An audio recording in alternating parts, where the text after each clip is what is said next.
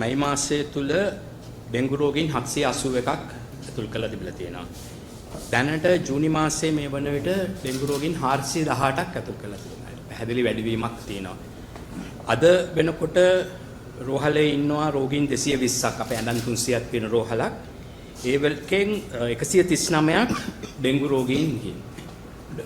රෝගයේ වැඩිවීමක් තියෙනවා. නමුත් ඒකෙන් අදහස් වෙන්නේ නැහැ අපිට ඒ රෝගීන් බලා ගන්න බෑ කියලා. මොකද අද වෙනකොට ලංකාවේ තියෙන හොඳම ඩෙන්ගු කළමනාකරණ ඒකකයක් තියෙන IDH රෝහලේ නැත්නම් NIID එකේ.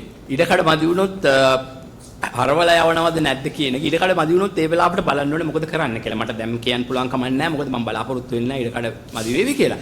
නමුත් මදි වුණොත් අපි ඒකට සූදානම් වෙනවා. යම් කිසි ක්‍රමවේදයක් තියෙනවා අපිට ඒකට සූදානම් වෙන්න. අපි රෝගීන් හරවලා යවන්නේ නැහැ. දැනට අපිට පාලනයෙන් ගිලිහිලා නැහැ. දැනට තියෙන සම්පත් වලින් අපිට දැනට තියෙන රෝගී ප්‍රමාණයට ප්‍රතිකාර කිරීමට කිසිම බාධාවක් නැහැ.